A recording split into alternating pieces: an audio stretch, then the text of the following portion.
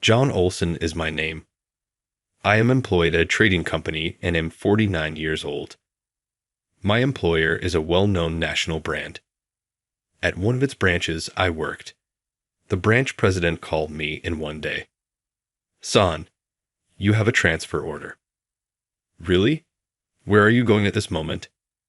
"It appears that they would like you to return to the headquarters." "I understand. After 2 years, I've just now begun to form meaningful relationships here.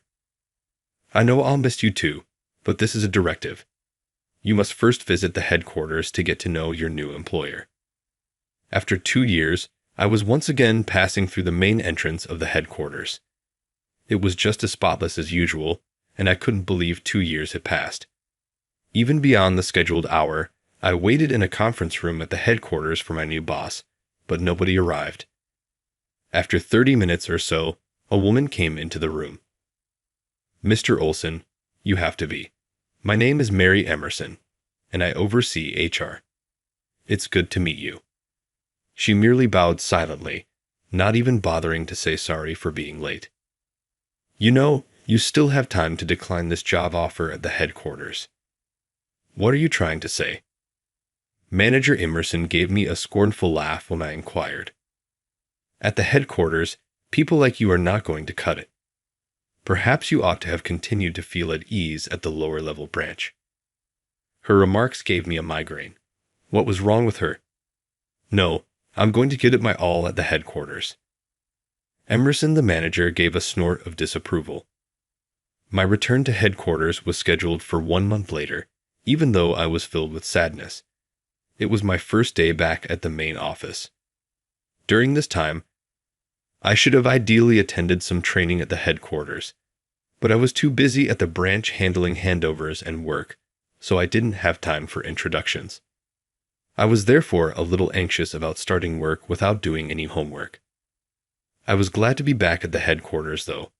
Feeling conflicted, I went inside the main office. I waited for Manager Emerson in the conference room rather than going directly to the office. Today, we were meant to go to the workplace together. Manager Emerson showed up on schedule. When she saw me, she remarked, "You actually came." She appeared, for some reason, disappointed. I bowed after enduring her impolite demeanor. "I'm excited to collaborate with you. To be clear, you might not be a good fit here for someone your level. Recall that our business is among the top enterprises in the nation." "Yes, I do comprehend." "Very few people are employed in the headquarters. The majority arrive at the branches." That was undoubtedly accurate. Only a small percentage of those who apply to this company are hired for the headquarters. The majority are categorized by branches. It is rare that submitting a transfer request to headquarters is successful. Working in the headquarters is therefore somewhat of a prestige signal. Well, until 2 years ago, I actually worked at the headquarters. I take it you were downgraded to the branch. It's surprising that you returned. I chose not to disclose the specifics of my transfer to the branch because it was not a result of a demotion. I looked into your past. I take it you only completed middle school. Yes, you are correct. Manager Emerson shook her head, unable to believe what I was nodding. How on earth could someone like you have ever held a position at the main office? Did you use any unscrupulous tactics? That isn't the case, though. Someone who just completed middle school could not possibly work at the headquarters without some deceit in the hiring process. Manager Emerson came up to me and was really aggressive. No, I didn't. I aced the test with flying colors. Don't make unfounded allegations, please.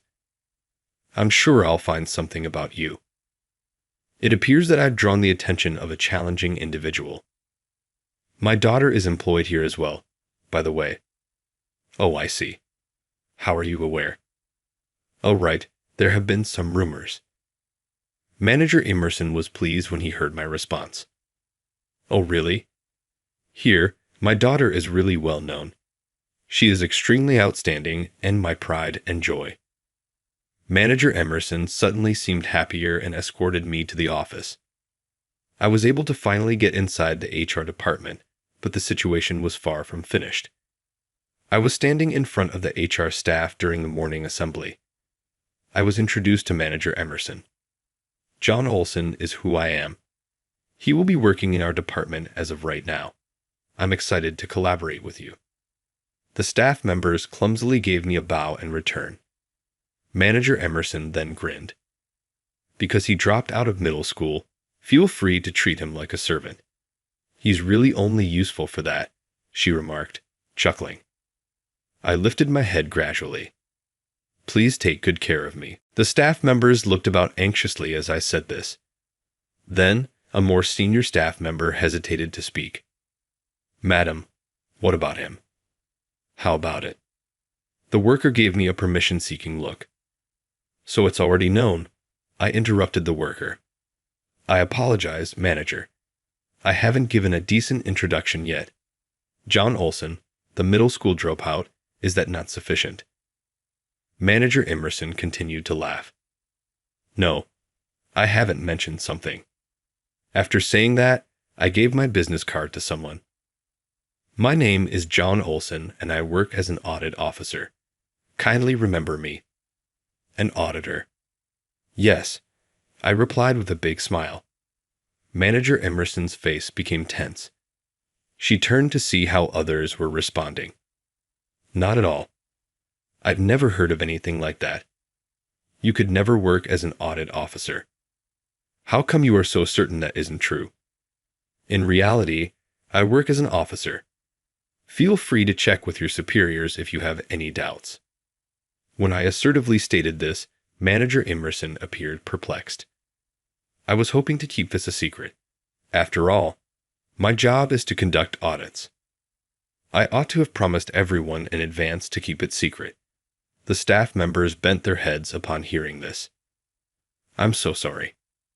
No. It's not you I'm talking about. I mean, it's natural for everyone in HR to recognize me since I was here until 2 years ago. I'm regretting my own lack of foresight. My comments appeared to relieve the staff. Why is everyone acting like he really is an audit officer? You all aren't conspiring to trick me, are you? I asked. Why would we do that? What benefit would there be in that? But Manager Emerson would not listen. How can a middle school dropout become an audit officer in a big company like ours? It's absurd. She chuckled once more. Let me explain. This is John Olson, the audit officer. He scored top marks in the entrance exam. Manager Emerson, though, chuckled. My daughter did that too. Does that mean she should be an officer right away? No, at the time. Audit Officer Olson was only 15 years old, yet he outperformed many college graduates. That's what makes it impressive. What? So he's just a bit good at studying? It's not just about studying. The audit officer was immediately effective in the sales department. He single-handedly established connections with our most important Chinese business partners from scratch. It's not an exaggeration to say that he helped make our company one of the top ones in the country. The audit officer has numerous other achievements as well. The worker was explaining my accomplishments with great passion. Although uncomfortable, it was essential to support my claims. Manager Emerson's color darkened as the staff member continued. Recognized for these achievements, he became the youngest ever appointed audit officer. At last, Manager Emerson appeared to acknowledge the reality about me. So your transfer to the branch 2 years ago was also because? Yes, it was for my auditing duties. Excuse me, but what exactly does an audit officer do? My role is to rectify any misconduct among employees. Of course, that includes investigating even the president and others. I can't go into details, but there were certain reasons for going to the branch, as I explained. Manager Emerson gave a brief bow of her head. I'm truly sorry for the numerous improprieties. Well, that's okay. Just remember not to judge or evaluate people based on their education. It benefits no one. Yes, I will take that to heart. Manager Emerson raised her head slowly after that. But why has an audit officer like yourself come to our HR department? Acknowledging that there was no escaping it, I responded. Of course, for auditing purposes. And it happens that this HR department is the subject of the audit. The HR personnel was agitated by what I said. The first person to object was then Manager Emerson. Wait, there's nothing wrong with our HR department. I see the buzzing employees calm down. I'm not saying there's a problem with the entire HR department. Then what do you mean? It means the subject of the investigation is within HR. Manager Emerson's brows knitted. You mean it's you? Manager Emerson looked surprised, her eyes widening. What have I done to deserve this? Don't say such nonsense. I've reflected on judging people by their education alone and vowed never to do it again. Of course, it's not just about that. I wouldn't be here for just that reason alone. I'll discuss this matter with you alone from here on. Everyone else, please return to your work. Following my remarks, the staff went back to work, still in a buzz. I went to another room with Manager Emerson to carry on our chat. What was that all about? With a scarlet face from rage, Manager Emerson looked at me. I was approached by the sales department manager with a concern. There's a troublesome employee in the sales department. Her name is Nicole Emerson, your daughter. Manager Emerson suddenly looked away as I said this. My daughter? What about her? She seems to have quite a few issues. She lacks common sense and knowledge, and her attitude is poor. Apparently, she also lacks any motivation to work. Exactly, I replied. Manager Emerson protested vehemently. I can't do anything about that. As her parent, I can't look after her at work, and I can't believe what the sales department manager is saying to me. She's an excellent and proud daughter. I see. So you're saying the sales department manager is spreading rumors. That's right. My daughter graduated from a well-known private university in the city. How can she lack knowledge and common sense? Are you saying we should judge based on education? No, of course not. I do believe that most people with excellent educational backgrounds are capable. So the sales department manager is wrong then. I gave a headshake. Unfortunately, it's not that simple. We didn't rely solely on the sales manager's opinion. We conducted our own investigation beforehand. Investigation. Yes, my team observed Nicole's performance. We concluded that the sales manager's concerns were valid. Emerson, the manager, started to perspire. Is that true? Yes, unfortunately. She's not suitable as an employee of our company. Manager Emerson, though, continued to hold onto her position. Even the most talented individuals can be influenced by their environment. Indeed, that might be true. I'm sure my daughter isn't getting along with her manager or colleagues. Or maybe she's too talented and is being ostracized. In such a situation, it's impossible to work properly, leading to a bad attitude. I replied by nodding. That's a possibility we can't deny. Therefore, I'm planning to transfer my daughter to this HR department. Under my guidance, she can demonstrate her true abilities. It's best for both the employee and the company to work where they're most suited. That's definitely true, Manager Emerson said with an obviously satisfied smile. Then I will tell my daughter to submit a transfer request right away. Wait, please. Manager Emerson was about to pick up the phone when I stopped her. What is it? We need to do this quickly. Indeed, it's possible that Nicole's performance has been negatively affected by her environment. That's what I've been saying, Manager Emerson said in a sour tone. However, we are considering another possibility. What is that? Another possibility is that she might not have met our company's hiring standards in the first place. Manager Emerson sat back and laughed a little. What do you mean? That would imply that there was a problem with the recruitment process. If that's true, it's a serious issue. Yes, it is. But what we suspect isn't a mistake in the process. Then what is it? We think there may have been wrongdoing. Excuse me, do you realize what you're saying? Misconduct in the recruitment process. That's impossible. Anger filled Manager Emerson's eyes. I will not tolerate any further insults to my daughter. Of course, I'm not making baseless claims. There are inexplicable facts that point to this. What are they? In the process of investigating Nicole, we discovered her level of knowledge is alarmingly low. It's doubtful she even has a college education. I pulled out some documents. Here are some materials she created in the sales department. They contain errors and typos that are hard to believe. In her conversations with other employees, doubts have been raised about her basic knowledge. Emerson, the manager, gave a snort of disapproval.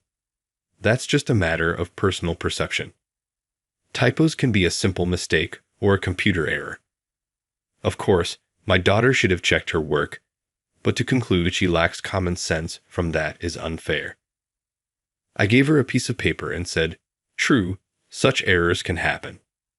However, Nicole has achieved something unbelievable in a certain aspect." Manager Emerson was at a loss for words as he looked at the document. For the test, my daughter studied hard and prepared for the interview. That's the result of her efforts. If so, that's commendable. But are you suggesting all that knowledge just vanished after joining the company? That's hardly conceivable, isn't it? Then what are you trying to say? She did achieve excellent results in the test. That's a fact. That's why we suspect there was misconduct. I said emphatically, even if you say misconduct, what could my daughter have possibly done? Nicole couldn't have done it alone, but a manager in HR could certainly convey test content and interview points to their daughter. Right. Manager Emerson's face became pale as I said this. There's no way I would do such a thing. It's really difficult to believe, I said, to Manager Emerson's sneer. Look, I don't know what you're trying to do as an audit officer, but do you have any evidence? Evidence, you say? Yes, you've been talking freely, but it's all just your conjecture, isn't it? Is there any evidence? I shook my head. Evidence that I told my daughter about the test content. Unfortunately, no evidence has been found. That's why I came to HR hoping to find some. But it seems that won't be possible now. Manager Emerson chortled with triumph. Don't worry, you won't find any evidence because there's no such fact. I let out a long sigh. I see. I don't want to do this, but... What? You're still planning something without evidence. We have no choice but to prove it directly. It seemed that Manager Emerson was not understanding what I was saying. So we will have Nicole retake the recruitment test, only the written exam this time. Manager Emerson's face went pale when hearing this. What? Have her retake the test? Yes, that's unnecessary. She already passed the written exam. Why does she need to retake it? Because there's a possibility that she cheated. If she really got the top scores through her own ability, she should have no problem with the new test we've prepared. It's a different test, but at a similar level. What have we done? My daughter has been working properly. Unfortunately, she doesn't seem to have the will to work. It doesn't matter if she lacks knowledge or even if she cheated her way in, as long as she works properly. If that were the case, the sales manager wouldn't have consulted us. However, she lacks the most crucial thing, motivation. Manager Emerson gave me a bitter look. So you're doing this to fire her? It's not about firing her. It's about taking appropriate action. We feel the problem lies more with you, Manager Emerson, than with Nicole. Me?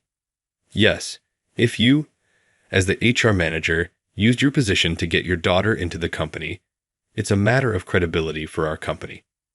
We'll deal with this before it becomes public. What will you do? In the worst case, it's termination for both Nicole and you. Manager Emerson started to cry as I said this. Wait, please listen to me. What is it? Actually, I didn't want to do this. Nicole insisted, and I couldn't refuse. I thought if she failed at her job, I would resign myself. It's true, I did it. Manager Emerson was reluctantly cornered and prepared to give up on her daughter in order to rescue herself. Her ignorance was astounding. No more excuses. After a thorough investigation, we'll decide the disciplinary action for you both. Until then, you're on house arrest. Stay home and wait quietly. Manager Emerson left the organization with a dejected expression after that.